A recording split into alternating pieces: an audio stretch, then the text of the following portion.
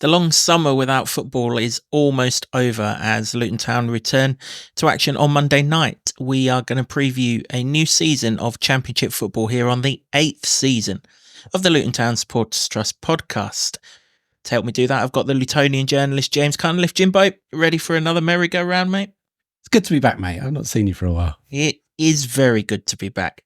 We will preview this season and look back at what's happened during pre-season and so much more right after this intro.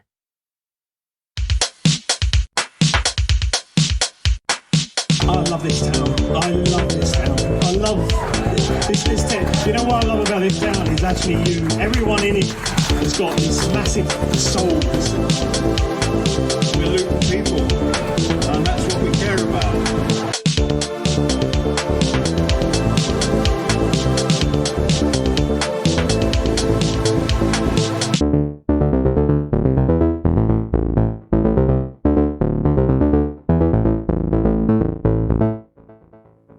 Hello everyone, welcome along to the first episode of Season 8 of the Luton Town Supporters Trust podcast, the longest running Luton Town podcast, sponsored by Solid, providing opportunities, provisions and assistance so our academy can fulfil their potential. Coming up on this episode of the podcast, myself, the Lutonian journalist James Cunliffe, as I said before the intro, and we're going to look ahead to the 2024-25 Championship season. We'll discuss how we think the town will fare this season, who might be the biggest dangers at the top end of the table. We'll look back at what's, not really happened in pre-season, it has to be said, and we'll discuss a couple of other things along the way. But Jimbo, good summer? Yeah, it's been good. The sun eventually came out, didn't it? If we discount the result of the Euros final, yeah, been cracking.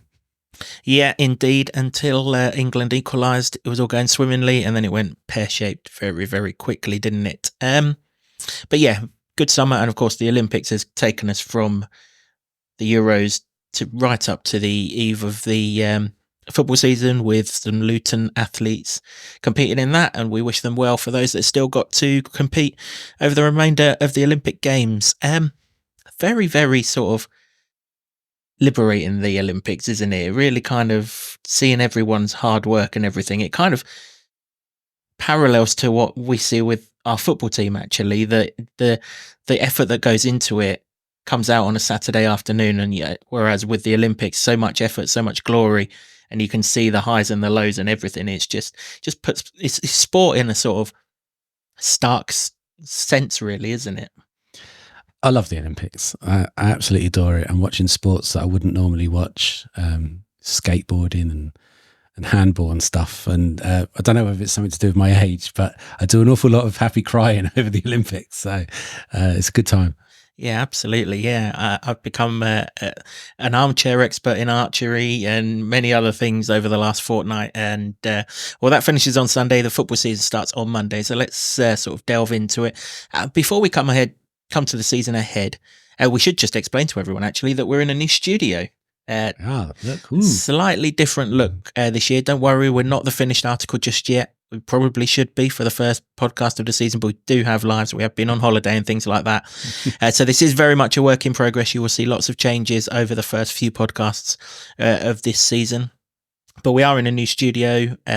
So yeah, bear with us whilst we get everything decorated and everything else. Our thanks really do go out to the Hightown Club, who were fantastic for us last season, and their support will always be appreciated. Last time we did a podcast, it was the day of the fixtures being released. That was pointless because pretty much everyone has changed in the intervening month or so, but hasn't really been a great deal else to talk about over the last month, has there? I mean, I think many people were expecting lots of signings, even though they were told not to expect lots of signings. They haven't got lots of signings. Not so many pre-season friendlies either. Only one at home that fans have been able to go to. A few people did go to Dundee United and a couple of the others and things, but as summers go, I can't remember a quieter one at Kenilworth Road, really, which is crazy when you consider we've just dropped down a division. Yeah, it really has been quiet. If it wasn't for the distractions of the Euros and the Olympics, I can understand why some people might be pulling their hair out. But also on the other hand of it, it was said at the beginning of the summer that there wasn't going to be that much business. So, people I know want to see action and want to see change and stuff, but it's difficult because you've got the players there, they're injured at the moment, as they were last season, so that's still a bit of a hangover. I wish that wasn't the case. But they will be coming back, and with the exception of Osho leaving, it's still a strong defence. That it's just at the minute we don't have one. Yeah, obviously Gabe surprised everyone, including those at the club, I believe, when he signed for Auxerre in France. He's been replaced to an extent with Rue Walters coming in from Arsenal. He's played a few of the pre-season games. He looks a handy prospect. And the other signing, of course, I suppose, everyone looks for a replacement, don't they? I don't think Shandon Baptiste is a replacement for Ross Barkley, but he's the midfielder out and midfielder in kind of replacement. But Baptiste looks a good footballer. Comfortable on the ball, box to box, can get around the pitch. Obviously, the negative is that his injury record isn't great, but hey, neither was Ross Barkley's when he turned up, and there was nothing wrong with him with a few games under his belt. Loads of Premier League experience at Brentford. In fact, he's played it across many divisions. He's played against us for Brentford, scored a goal for us for Brentford, which is handy if he can get into that range. And of course, his assist on Saturday against Celta Vigo, which we'll come on to shortly. He just looks a handy footballer. Yeah, I like the look of him. Brentford make good players, and he played a fair bit for them. I can understand that people will look at his injury record and think it's a worry. That's a legitimate concern, I think. But, Pelé used to be injury prone, and then he was Mr. Reliable all of a sudden. So hopefully if they can solve that, I understand he's had a few dislocations of shoulders, which is a nasty one. But yeah, he looks decent. You're just not going to replace Ross Barkley, are you? I think we all knew that if Luton went down, he'd be going. So, it was a little bit heartbreaking because you want to still see him there, but we all understood it wasn't one of those where it came as a shock. So, but they're in the Championship now, back in the Championship with aims to go up again. He's done that, Baptiste, and he's got something to prove as well because he's been out for so long. So I think it's a very useful sign. It's a very Luton signing, isn't it? With the fee being absolutely nothing again, and you see what you can do. But you're back in the Championship with players that got you up last time. I understand you'd want to strengthen. That's normal, but the attacking wise, and those midfielders that did that back in the Championship, that's a good lineup. I understand that the concern is a defence at the moment, and that's legitimate. I'm concerned. Yeah, it's fair enough. I think people who are panicking are kind of panicking at the wrong time, really, because we're in this world now where the season might start on August the 10th or August the 12th, where Luton are concerned. But really and truly, it doesn't start in terms of transfers until the last week in August. That's when, right now, the ball is in the player's court. If the player wants to move, he can hang out because he knows that right now he can call the shots. But if he wants to move, then the last week of August, the ball moves to the club's court and the player will have to just take what comes if they want to move. You're kind of in that chicken and an egg. You're in the sort of house sale stage of the transfer window, aren't you? You're waiting for the chain to begin or continue or everything else.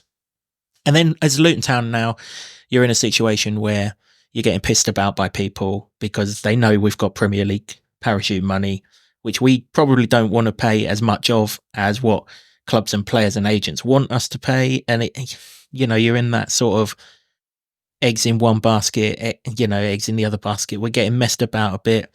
There's an awful lot of rumours. Our name is being used to promote players who we've had absolutely no intention of signing. That guy Zambrano popped up again over the last month. That died 9 months ago. Quite why we're still getting used with him, I don't know. The Crystal Palace pair were being used. Rob categorically said there's no interest in either of them. Still, we're getting used so that they can get a loan deal. I think the wingers off to Sheffield United or something else. People have just got to hold their nerve which we're very good at as a football club. We're very good at holding our nerve in this transfer market.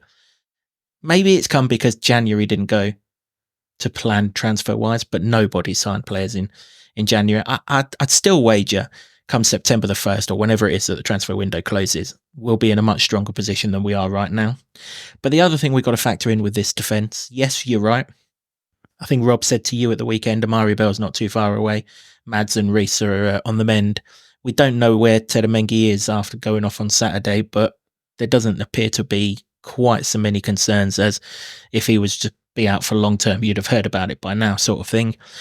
And the vibes are starting to pick up that Tom's going to resume his playing career as well. So they've got a lot of defenders. They can't really go out and sign too many more. Otherwise, they're going to have a queue for the bus stop for them, really, aren't they? And you're going to get into a situation whereby you've got players who've got no chance of playing. And that's not a situation where we've ever wanted, really. I think we all want another defender to come in. But again, it might just be a waiting game. And if we have to start the season and play the first couple of games without this defender coming in, it's a 46-game season. It's not going to be defined by Burnley at home and Portsmouth away at the end of the day. No, you're right. But I think everybody rightly after, as good as the Premier League was, in novelty factor, we want some wins, don't we? And to get off the board, it's the toughest game to start with. And when you're going to face Burnley with no defenders, it's equally tough. But then again, maybe it's a case then you're just going to have to rely on the attack, and that's what they did in the Premier League, essentially, wasn't it? I mean, they got picked off by better players, and that's not going to happen to the same degree in the Championship. So maybe it's going to be some, helter-skelter football for the first month. And it's a funny old league, though, isn't it, the Championship? And you're right. Everybody's got ambitions to go back up or challenge. Then you're not going to be out of that picture in the first month if results don't go your way. I mean, you can still lose quite a lot of games throughout a Championship season and still be up there. We've seen that throughout the time in the Championship, and it's just notorious for that, isn't it? That so many teams can take points off each other, and I think that will be the case. Everybody wants to see that Luton are going to do really well, and I think that means promotion for most people, and I can understand that. There's the core of the team that managed promotion before, so the expectation is going to be there and going to raise, and that's going to be a major difference from the Premier League. Everybody was there, understood that they were the underdogs in every single game almost, and that they were going to have to suck up some big defeats at times, and that's going to be different now. That's going to be something that Rob hasn't managed before, because when he came in, it was just this incredible run to the playoffs, and then ultimately to the Premier League, and then last season, which was in snooker terms, a shot to nothing, wasn't it? So yeah, that's the one thing that may be different, but I hope it's not so knee-jerk that it's an issue after one or two games. Something like 30 sports in the Olympics, and you managed to quote one that isn't in there within half an hour of the podcast starting again this season. Yeah, you're absolutely right. I mean, the one thing that people need to realise, and I think all sensible fans will realise this, is promotion doesn't mean winning 46 games of football. Right, we haven't got to win 46 games of football. We've got to win 20, 23 games of football and pick up enough draws to make it up for it. You look last season, that was a strong Championship, right? The three teams that flew off in the distance in that were very good, and Southampton in fourth were equally as good and obviously ended up going up. There's nothing of that ilk this time around. There's no Leicester in this Championship. I'm pretty sure of that.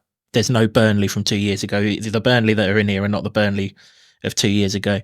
So again, it's just about holding your nerve, managing your expectations, which are high, and they're rightly high, because I believe a weaker squad than the one we currently have right now got promoted from this division 18 months ago, or whatever it was, 15 months ago. So expectation is naturally high, and there will be incomings. Right? Rob has at no stage has Rob said we're done. Yeah, in fact, I think he said after the game last week, we're working hard to get a couple of players through the door, and that's fine. It's well known we need a central midfielder. We didn't just lose Ross We lost Sambi. We have to have another central midfielder in, particularly as we don't know the timescales of Marv. I understand they're looking at the international break for him to potentially come back. So we need another central midfielder. And I think we're going to target another attacker. All the vibes are that Joe Taylor's going to leave. Pretty sure John McAtee will also leave. McAtee hasn't been involved in the most recent friendlies. Taylor played like a man who knows his future isn't at this club. And I can understand why, and there's a lot of conjecture, and I'll come on to that shortly. But as well as a defender coming in, there are a couple of other areas that need filling, but that central midfield one is equally as important for me. I think so, but it's hard to go. You're not going to be able to replace like for those players. It's just not going to happen. Even if you spent loads of the money that you've got, it's not going to happen because those two were exceptional football players. So I guess there's a point of view which I can understand where, you know, Luton always tried to say that they'll be stronger after the transfer window than they were before, and I don't think that would necessarily be the case because they were in the Premier League, but they can be stronger than they were in the Championship. I think it's such a difficult one to try and like level off and in some sort of equal way. I don't think you can do that. But like you say, a weaker squad got Luton promoted from the Championship, and you know, until Edwards came in, I wasn't expecting a promotion push at all. Really, it just went off, didn't it? Went off like a rocket after that Norwich game, and it just momentum took us there, and it was incredible. So, yeah, the expectation's going to be high. The squad is not going to be to the same midfield level for sure. They've got the same attackers and they've had Premier League experience. They ripped it up in the Championship last time and they scored more goals in the Premier League, not the attackers, but the whole team, than did in the Championship getting up. So there's every hope that that can happen again. From what I saw of Eli, he looks bang on it, which is wonderful to see, because seeing him haranguing defenders and then, you know, getting into dangerous positions, and I think everybody, you know, watched 100 times that little bit of skill in Slovenia, the video where he pulled it out of thin air. It was great, and that's what you want. Morris looks up for it. He's got something to prove, so no qualms whatsoever in that area. Got to get the ball to them, haven't they? So, yeah, it remains to be seen if they can do that. I think Clark is good in the Championship. Baptiste has good potential. He's got good pedigree. And he's also got injury record. I understand that, but he's got good pedigree and he's got good potential. We have to wait and see how that partnership unfolds. But if they can add somebody else into it, you've got to also say, you mentioned Marv. We didn't see him for so long in that Premier League season. We didn't get to see the holy trinity of Barkley and Sambi and Marv all play together. He made such a difference in the Championship, Marv. And, you know, if it's only 4 games that he's away and he comes back, it's going to be great. On the other hand, there's a whole bunch of players who have not had a pre-season, and that's a worry, isn't it? Because you use that time to build up. What is it, 6 or 7 week period? I mean, you say they haven't had a pre-season, and I get you, they haven't had pre-season friendlies, but they were all out in Slovenia training.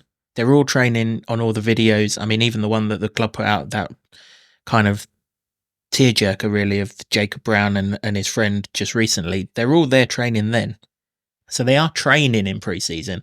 They've just not had matches in pre-season. Well, you can solve that with these behind closed doors nonsense things that they organise between themselves anyway, can't you? So it's not like Marv hasn't been doing anything. You know, he is training. There was that panic attack on Twitter, wasn't there, when he had that bandage around his knee during the friendly against the Danish guy, which I think someone was being jovial with that, with putting that around him. I don't think it's anywhere near as bad as he looks. So I don't actually think that they'll be as far away when they are back as someone who's literally missed the whole of pre-season and is coming back from their injury on September the 1st. I don't think it's that case. I also think there's an element of we're going to ease them back a little bit more because we're comfortable that after Burnley, the fixture list isn't too bad, and we'll make absolutely sure they're fine this time rather than last season where Rob towards the end of the season admitted they rushed them back because needs must and killed a few of them off a little bit more than what we kind of anticipated doing. And also, you got to think, when Marv's back, and if the vibes around Tom are true and he's coming back, you've got two new signings in that side. Well, I mean, that is the case for a whole raft of them that we've not seen for quite some time. They come back and they add so much strength to the team, and it will kind of feel like that. I mean, we didn't even see Mads after, October? I think he maybe came back a little bit in December. I can't quite remember. But, for a good half a season, didn't see him. And Tom was out, obviously. So, Amari, towards the end of the season, what a difference he might have made to, calm heads, for sure. Balance. Yeah, there's all these things to factor in, which is why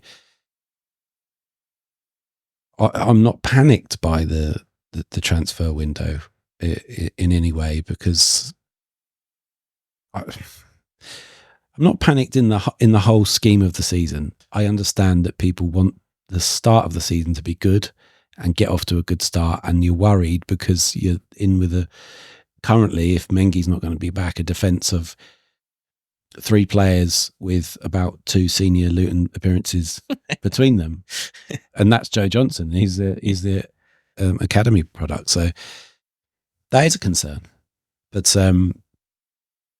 it's not something to get too riled up about, I wouldn't say. Listen, Rob's not panicking, and if Rob's not panicking, why should we panic? It's his job that's on the line. He's quite confident, and do you know what? Yeah, those 3 do look weaker on paper compared to what we can put out. But who's to say that those 3 aren't going to be superstars in their own right? Joe Johnson's going to be a superstar in his own right. Whether it's at left centre back or whether it ends up being left back, left wing back, I don't know. But he is going to be a superstar. I liked what I saw on Saturday against Celta Vigo from him. There was only one point where he slightly overran the ball, but most of the time he's assured. His touch on the ball was assured. He looked confident. He played it simple, but he read the game reasonably well. He is going to be a good player, but I don't think he's in the thinking as a player that's going to come in and be a first teamer, but needs must maybe. Neither was James Justin 5-6 years ago, and look what happened to that. You're absolutely right. Yeah, and he's JJ as well. The only way you know if someone's going to fulfill his potential is by giving him the opportunity to fulfill his potential. Is he going to get the opportunity to fulfill his potential when every single centre-back is fit? Is he? Heck, there are plenty ahead of him just on reputation alone. But in football, particularly young footballers, the best way of them surprising people is by being given a chance. And if he's given a chance against Burnley, hell, he's one of our own. We'll get behind him. Let's not criticise the guy because Amari Bell's not fit. Let's get right behind him because he could be a very special footballer. Walters, on the other side of the back 3, definitely will be a very special footballer. You could tell there was a glint in Rob Edwards' eyes when all of you media bods were down at the training ground at the start of pre-season. There was a glint in his eye when he signed him. And generally at this football club, when people in the know have glints in their eyes, they know they've signed something special and they think they've signed something special. Now, he was originally, as I understand it, signed to play right back / right wing back. But of course, someone decided to plough through Hashi in Slovenia, and that plan's gone out the window. So he looks like he'll play right centre back, at least until Reece Burke is fit again. Doesn't sound like he's too far away. He was definitely in amongst all of the videos in Slovenia, so he has also been training. But he seems like is a special footballer in the making. Again, young footballer, but you don't come through Tottenham and Arsenal's academies if you've got nothing about you. So much the same way as we picked up Mengi last season, it looks like we've picked up another gem there. Absolutely. Both him and JJ, obviously England youth internationals as well, and that does count for something. I think we've got a strange situation in English football where a lot of fans of clubs want players to come through, but then when they do get that opportunity, they're worried in some way because there's no senior players, like in this situation. I kind of wonder whether the summer of football that we've just seen, where Spain have just trusted young players, they've trusted the youth academy coach that came through the youth ranks with them, and they've blown everyone out of the water, and whether that's something that could be of use in this division. It's the championship as well. You've got to compete, you've got to be competitive, but you're not coming up against world-class players. And also, you have to have homegrown players in your matchday squad. So if you've got homegrown players in your matchday squad, that is an EFL rule. It was an EFL rule the last time we were in. If you've got a homegrown player in your matchday squad who is actually worth his weight as a footballer rather than a token gesture of a homegrown player who's sitting on the bench, who's never, like we had to do towards the end of last season, who were never in a month of Sundays ever coming off of that bench. They were literally just there for the matchday experience. That's not the case here. We've genuinely got good players, and you need to add Zach Nelson into that as well, because one of the reasons why Joe Taylor is going to go out on loan or permanent, depending on how it is that they go, is because they think he's going to stunt the progression of Zach Nelson, along with the fact that Joe Taylor needs to be able to run in behind to be effective. And I think the general consensus within those within the camp is that no team is going to give Luton space in behind this season, or very few teams. Most of the teams we saw it the last time we were in the Championship, it's going to be 2 banks of 4. It's going to be time wasting. It's going to be boring the shit out of everyone. You literally will not have space in behind to run. So Joe Taylor will become ineffective for Luton, where he was effective for Lincoln last season and Colchester and everything else. Unfortunately, teams will play a different style of game against those, which they're just not going to play against Luton unless we absolutely tank the place out and they build a bit of confidence, which we don't see happening. That's why Taylor's going to leave this club at some point in this transfer window, I would imagine. Yeah, it certainly seems that way. I mean, I did ask Edwards after the Celta Vigo game about McAtee and Taylor, even though Taylor played, and because at the beginning of the season he said they're going to assess over the summer whether they need to go out on loans. It was a fairly short answer, which, you know, said at the minute they're here. It depends on if players come in, which is fair enough, and then we'll see. But I fully expect them probably will go out on loan if not sold. It's with those two, I can understand everybody sees the potential. He was great at Peterborough and he's done really well in the lower leagues for Colchester and Lincoln. This is Joe Taylor, obviously, but we've had this for 10 years now, where sometimes the club progresses quicker than a player. Sometimes, in the case of James Justin, the player progresses quicker than the club, and the two go their separate ways. So I can understand that. And you've also got to factor in the attacking sense.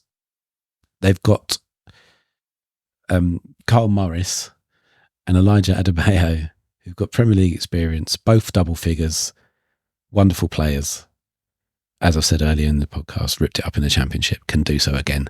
They're not going to get in ahead of them. So that is probably why. Oh, curious though, did you say Joe Taylor would stunt the progression of Zach Nelson? Because Zach's a midfielder, isn't he? Well, the game that he came on and scored the goals in against the Turkish side, they played him up front, so they do see him as a further forward-thinking person. That's interesting. That is interesting. Yeah, that would be a position I hadn't thought of for him.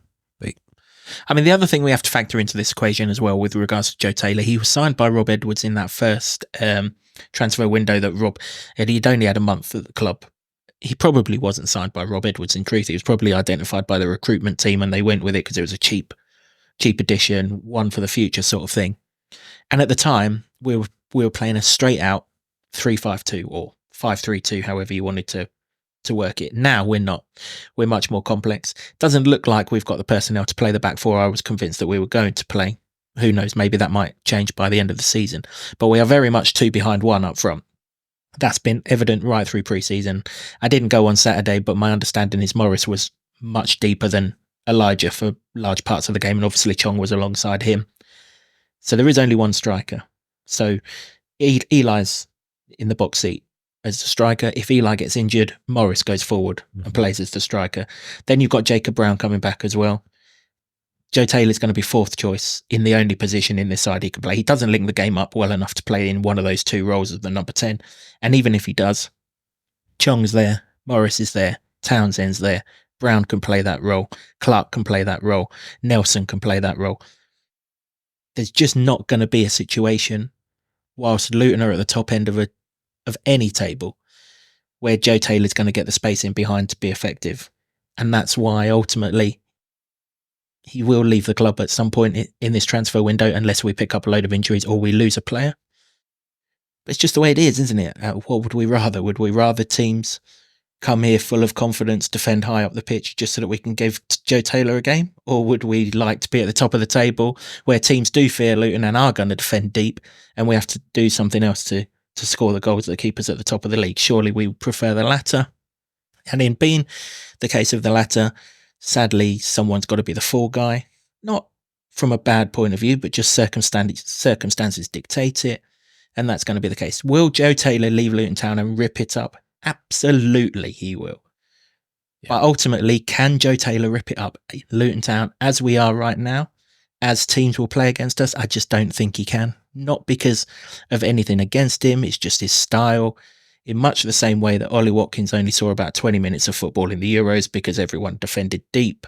It was only the one time that we played a side that were high up that he had any impact, and it would be exactly the same here this season. So nothing against Joe whatsoever.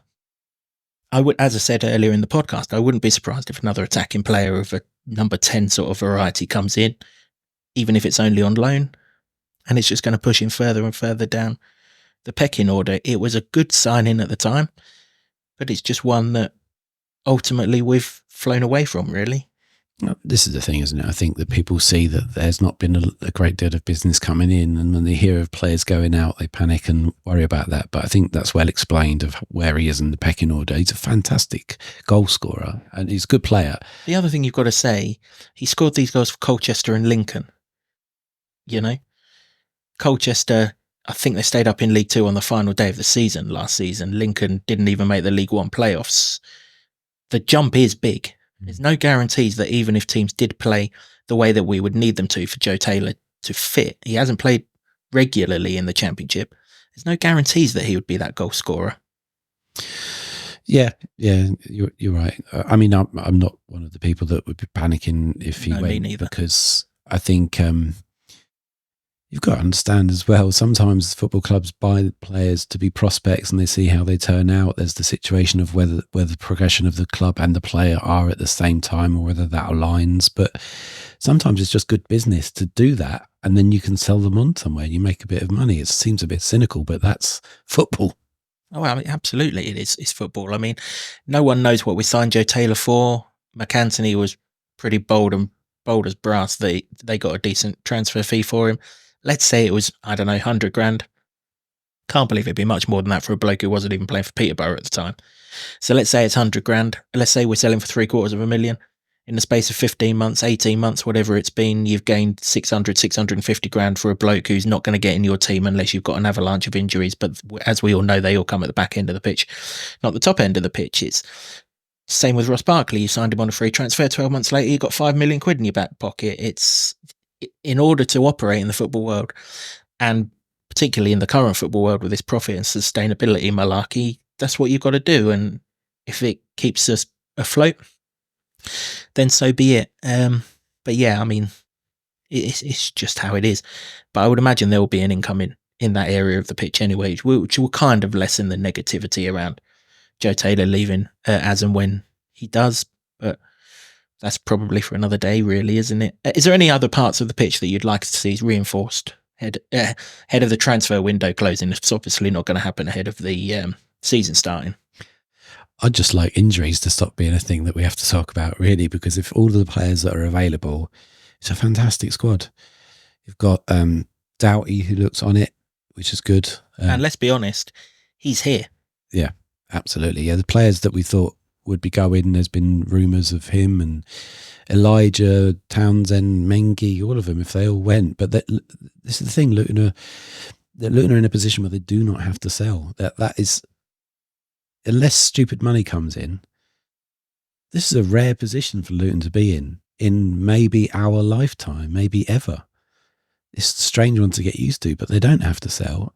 And also, I think there's a number of players there that understand that this is still a club that's going places. The relegation wasn't crushing. It didn't feel like a relegation. It didn't feel like the end of something. It felt maybe like the end of a chapter, but not the end of the book. And they can still have another great success and get up to the Premier League again with this club. And for many, it's a club that they love. So I just want all the players to be back from injury, us to not have to worry about hamstrings for a season. That would be great.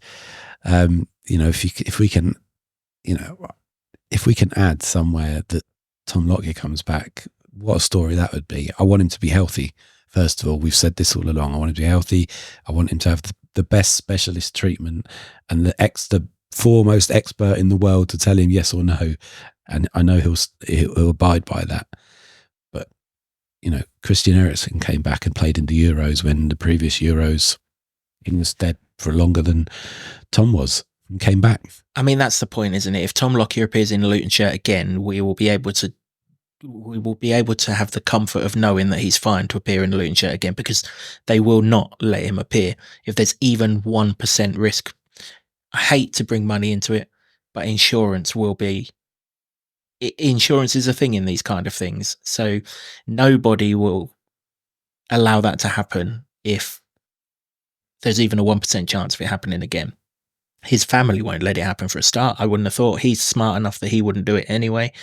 And again, the club would have to sort of preserve themselves too. So if he does come back, we can be rest assured that we have signed the second coming of Tom Lockyer, and he'll be absolutely fine. And my God, what a lift he would give. Not just you and I in the terraces.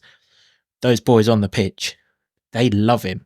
Yeah, it would be absolutely huge. Phoenix from the Flames type scenario. That's he's such a talismanic figure, and he was anyway before any of these troubles. He was huge in getting Luton to the playoff final, and then what happened. But to come back, if he does, with what has happened behind him and the medical thumbs up to say yes, it's almost superhuman stuff, and it feels like he's a Luton legend already, and it will just add to that myth. It's not a myth, add to that reality. Yeah, it absolutely would. And of course, he's been on television, as he said. He feels it kind of unbreakable now that he's got that thing fitted in him. My mind goes blank to all the medical terms and everything, but he feels sort of indestructible, and that will only make him sort of feel even more comfortable, I would imagine. Preseason, do you take much notice of it, results-wise? I never have. I very rarely watch friendlies. I very rarely go to friendlies. I went to the Bochum one end of last season, as you know. I didn't go to any of them this time around. They didn't fall on the right dates for me anyway. It wasn't that I didn't want to go to any of them. I did watch the one that they put out for free when Chong and the Steps had an unfortunate encounter. Can't even remember which one that was. That's how much I take notice of pre-season. But do you care? There's a lot of panic going around, isn't there, that we haven't won a game in pre-season? Yeah, it's not a results thing. Pre-season, it is purely building fitness. Yeah, it's not for that. I don't get too het up about it. It's a time for trying things out, getting some fitness back, and they don't really have to try too much out because they figured it out in season last season. They've got most of the players there. So I don't really buy into that thing. I think you could look back in the history books and find fantastic pre-seasons, and the season happens not that great, and vice versa. I don't think you really need to look too much into that. They've got the same manager playing the same sort of system with most of the same players against lesser players. I think that, the proof will be in the pudding when we come and play. And I'm a little concerned about the first couple of games because of the injuries. But over the course of the season, I'm not concerned at all about that. And I understand. When there's a vacuum, there's no football to be spoken of. And then suddenly there are, and you can watch it from the comfort of your home when they're playing in Slovenia. You read a lot into it, don't you? But if you go to the game, you're not also seeing what you see at the stadium. You're seeing it on the telly, and it's not the same. It's I don't get too concerned about it. I was okay with the first half at Celta Vigo. The one game I did go to, like you, I probably saw all the ones on the live stream that they put out. I refused to pay a £10 to Dundee, which I think was a scandal. So I didn't watch that one. And I didn't want to go up there either. I had other things to do, like you. So, so the one game I did go to Celta Vigo was reasonably happy with the first half, not too adventurous. It was a bit dull, and the Spanish played a Spanish way, and that was fine. And the second half, much better. Probably deserved to get a draw, doesn't really matter, but you do maybe look at those lapses of concentration at the end as something, but you're playing against a La Liga side that finished mid-table in that division. So are you going to come up against that in the Championship? Arguably no. So no. It's the long answer. Short answer to the long point I was trying to make. I'm not that bothered about pre-season. Yeah, exactly. There was a meltdown because we couldn't beat Dundee United. Dundee United started their season last weekend. They were a little bit further advanced in their thinking of what we were and everything else. I mean, that Celta Vigo side, they sacked Rafael Benitez last season. That's the kind of levels that they're at. You know, they've sacked a Champions League winning manager, and funnily enough, went down the route that every Spanish organisation seems to be doing, of promoting the under-21 coach and having some success. So credit to them. It was a good workout though, that by all accounts. From what I understand, everyone's really happy with the workout that they got against good opposition who actually came to play a game of football. They didn't just use it as a fitness exercise. So what we wanted out of it, minus the Mengi injury, what we wanted out of it, we got out of it. Yeah, I mean, I think it was a useful exercise. It was a good team. They did get through Luton at times, so there's areas there to work on and tighten up. But they had two wonderful players that both looked like number 10s that were interchanging. I couldn't tell them apart anyway. They looked the same size, same stature, sort of a Messi-esque stature. Not the same sort of player, but you know, wonderful turns, touches of the ball, and threading the ball through. Everything you'd expect of a sort of Spanish number 10. They had two of them. So it's just not going to happen in the Championship. No, it really isn't. Talking of the Championship, we'll come on to sort of some runners and riders in the Championship in a minute. But give me a range of finishing position where you think Luton will finish and where you're happy for Luton to finish. I say a range of positions because there's no point in predicting, Luton are going to finish second, because, as I said a minute ago, squads of today, 7th of August or whatever it is when we're recording this, and squads of 7th of September are going to be chalk and cheese. So we can put a range on it, a 3 or 4 position range on it. Where would you be comfortable with Luton finishing, as in that would be a decent enough season, and where do you think we'll finish? I think they're both the same thing, to be honest. That's fine. It's not for everyone, though, is it? But that's fine. Yeah, no, and I've thought this, from the minute the relegation was confirmed, because when teams go down and they have all this parachute money, they're generally tipped to go straight back up or be challenging. So my concern has always been about the expectation level of that for Luton fans, and whether it sort of creates a bit of an issue, because everything was unity last season, and maybe people have got too much high expectation that doesn't meet that level. They've got every opportunity that they could go up, Luton. Whether that would be automatic or the playoffs is a different matter. And I have never thought that Luton would finish in the top 2. I'd thought, but I think they have to finish in the top 6 and they have to get into the playoffs. And that's where I am. And I think that that's perfectly achievable, and I think they will do. Anything lower than that, you'd be very disappointed in, I think, with the players that they've got. So I think that they'll finish in, 3, 4, 5 or 6 position, and then get in the playoffs, and then who knows? And then you just want another day at Wembley in May, don't you? That's all you want. I wouldn't mind it if it went like that one, but it was a hell of a nervy one. No, I would rather it go much like who was it who got absolutely battered in one of the playoff finals that just happened. I'd much rather it happen in the most one-sided playoff final you've ever seen in your life. I'd much rather it be 100-point romp to the title, but whether that happens or not, I don't know. There's so many factors in that has to come off.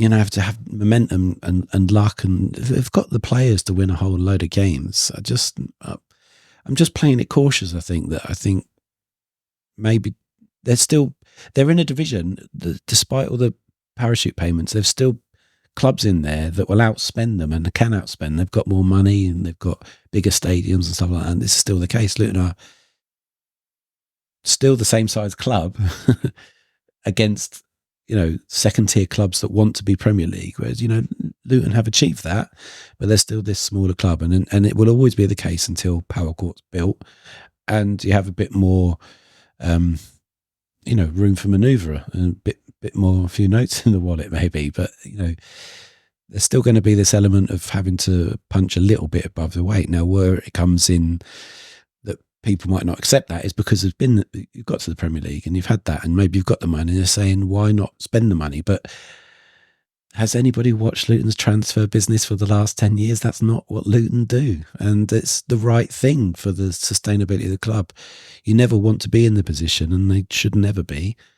This is what we talked about the minute the promotion happened. They should never be in the position where we're fighting for the existence of the football club. It should be like on the upward trajectory now, but it's not up there yet. It's still on the up. So, for me, I think that it's going to be a very tight division in there with lots of good clubs, but I think Luton can hold their own and get in that top six and a playoff position. And any more than that, if it does happen that they romp it like a Burnley, then great, because we've never had that old First Division trophy, have we? No, we haven't. No. I'm pretty much where you are, really. I really think a top 4 finish is achievable. I said it earlier in this podcast, and I'll take it to my grave. I really do believe that the squad that we've got, even right now on 7th of August, is stronger than the one that got us out of this division. It just is. You look at the bench at Wembley that day, the bench will be stronger. Even on Monday night, the bench will be stronger in terms of attacking options than that day. So, even in the Championship, we've got the likes of Andros Townsend in this squad. Chances are he's not going to get in the first 11. That's how strong this squad. Forgetting the players come, we've got Chiawog Benny down that right hand side now. We've got Tahith Chong, who, for my money, will be the best player in the Championship this season, bar none. He has the potential to. We've seen it with our own eyes. He has the potential to absolutely tear this division a new one. If he played like he did in the second half of the Premier League season, then one thing is for sure. Or the 90 minutes of the last time we saw him in this bloody division. Well, yes, absolutely. But I think one thing is for sure with Tahith Chong, he'll be the most fouled player in the Championship. Oh, yeah. They'll just have to kick him to stop him, because he grew into that team so well last season. And it's one of the many sort of disappointments as why Luton couldn't stay in the Premier League. And it was injuries for me. That was the main culprit, because January time came around and things started clicking, and it started clicking for him as well. And he grew off the stature of playing alongside Ross Barkley and stuff, but he took the game by the scruff of the neck and tried to make things happen. And he looks like he's in that mode still from the games that I've seen in pre-season. And if he can do that, that's what they bought him for. That's one of the things I'm looking forward to. I'm still in the mode. We're 5 days out from the first day of the season, where I'm still not eagerly anticipating this season, partly because the Olympics are on, as we discussed earlier, and partly because we've tasted the Premier League, and it's just not the Premier League. The Championship's a good league. It's a bloody slog for fans as well, and even more so this season, as well as players. And obviously, come Monday night, I'll be buzzing when I get back in Kenilworth Road. It'll be, cannot wait for this sort of thing, especially as the Olympics will have finished the day before, which is handy as well. But one thing I really am looking forward to seeing this season is the progression and the impact that Tahith Chong's going to make, because we know largely what Eli's going to do in the Championship, because we've seen it with our own eyes. We know what Morris, what Alfie, and many others in this squad are going to do. And yes, we saw what Chong could do against us when he played for Birmingham. But if we get 25, 30 Birmingham performances out of him this season, Jesus, he's going to be fun to watch. Yeah, no, he really will. He took a little while to warm into that season last season, but once he did, I thought he was absolutely fabulous player. And whatever money that they paid for him then is probably doubled, tripled anyway. Not that I want him to be sold. And as we come back to the point we made earlier, they don't have to sell anyone. Whereas in seasons gone by, we're talking in the realms of 10, 15, 20 million pounds for players. And you'd go, well, obviously he has to go now. But he doesn't now. And there's also the element of, if he did go, would he get into first teams? So it's Tahith Chong thing as well.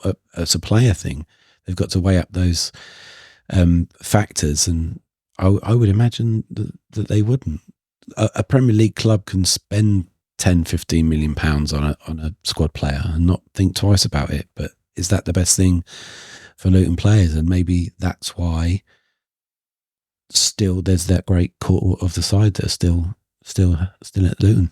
Yeah, absolutely. Grass isn't always greener on the other side, as James Shea alluded to towards the end of last season, didn't he, when he spoke about people who've left. Yeah, so I believe we can finish in the top four. I look through this division, and again, we're doing it before the transfer window's closed. Someone might be stupid and go out and blow 70, 80, 90 million quid on players or whatever in the next month or so, particularly Leeds, because they've taken a load of transfer fees in, haven't they? If they want to go and do that, well, then they'll be away and gone, potentially in a Burnley situation. But right now, I look down this division, I don't see four teams better than us. I don't. There's a lot of clubs, like you say, that you look at them, you're like, well, yeah, they'll finish in the top 10. But you wouldn't like to pin them down to an actual position in the top 10. They could all finish 10th, or they could all finish 3rd. It's that close. This division always is. We've been in it enough to see. But anything in the top 6, I'm comfortable with that. If we finish 6th, like we did when we ended up playing against Huddersfield, that was a season that was beyond all expectation then. Yeah. I don't think it would be this time around. I think 6 would be the minimum level of the expectation. If we finish there, we would have to progress to the playoff final. Whereas when we went into the playoffs, even if we had a squad in those playoffs, it would still have been a bonus to get to the final, given that they finished 3rd and were a half decent side and everything else. This time around, if we finished 6th, we would probably expect to beat 3rd, whichever the situation is, just because of the players that we've got. Anything less than top 6, I think you're not talking about failure, because it's football and anything that can happen in this division in particular, but you're looking at it as like underachieving. I think that would be fair, and I think the players, and I think Rob would agree with that. I think Rob's very much of the mindset this season that we can go straight back up if we do everything right, and he'll put that out to the players when he. And there were times last season where he did it. You have to beat Bournemouth, and we did. So they're kind of fine riding the expectation levels that he puts on them. So I don't think that the fact that everyone's expectation will be high, as long as they're realistic. If people's expectations are that we're going to win the league by 20 points and win every single game, or, La lands in that direction. But as long as it's realistic, if you're to say right now, Luton should be aiming for 85 points in the Championship. I think we got 78, 79 or something when we finished 3rd. So if you're saying we should put 6 more points on top of that, which will probably be enough for automatic promotion anyway, I think that's a realistic expectation. And if you aim for 85 and you fall just short, you're going to have the playoffs. Yeah, absolutely. I think that's a reasonable level of it. It's funny, isn't it, that the fans will always quote John Steele and say never too high, never too low. But some of them will go, absolutely, we need to be winning that league, and some would get really despondent if they finished, 5th or 6th. I don't see it that way. I think you've just got to be in the mix to go up. And now Luton have got over that hoodoo of the playoffs. Oh, we'll go there now. We're going to storm these things. No, absolutely. It is a big thing to have done that. Every time playoffs came up before, it was like, oh no, not again, because it'd never happen. Promotion never happened through the playoffs, and now that is out the window. Well, I tell you one thing. I'm friends with a couple of Leeds fans, and I tell you now, if Luton and Leeds meet in the playoff final, they absolutely shit a brick, Leeds fans, with the playoffs, in much the same way that we did previous to the Coventry game. They will be petrified of that afternoon, whereas we'll go there confident, comfortable, even like we did against Coventry, even though we'd never won the sort of things. We were comfortable, largely because it was a bit of a free hit. But Leeds fans, absolutely fear the playoffs like you would not believe. And speaking to some, my friends last season, when they were getting dragged away from Ipswich and Leicester, and it was like, this ain't going to happen. And then they did the stupid thing, of course, of getting their hopes up because they battered Norwich in the semi-final. And then lo and behold, they went and didn't perform in the playoff final. So were that to be the playoff final, and I don't think it will be because I can't see both of us being in the playoffs, but were it to be, it's amazing the difference in the sort of mentality of the two sets of fans. It really would be. Yeah, that is it. All of that is a key factor. The mentality of being in the Premier League and performing so admirably, and probably knowing that you probably would still be in the Premier League if had it not been for that, devastating amount of injuries. And coming down and then having the fact that you've done it in the Championship with these players, you've done it through the playoffs with these players largely. All of this stuff plays into it. It still just to seem a positive vibe around the camp, and that's as it should be. But it's an unusual situation because you get relegated. Maybe it's doom and gloom. Who knows? We're coming up against Burnley. They've got a new manager in, new regime. Who knows what that will do for them? Maybe it's the same for them. They had a good go of it in the end, didn't they? It was just always out of reach for them, a bit more than it was for Luton. But ultimately, we both ended up in the Championship. So that's the first game of the season. It is indeed, yeah. Ultimately, if we played to 90% of the way we played last season, I'd find it very hard to believe we're not going to be in the promotion shake-up come April and May. That's it for the first part of the season preview of the podcast. We've looked back at everything that's happened during the summer with the club and everything else. And in part 2, we will look at some of the other teams in the division who might be the closest challengers, where the town may or may not finish, and plenty more besides. So keep tuned for part 2 of the podcast.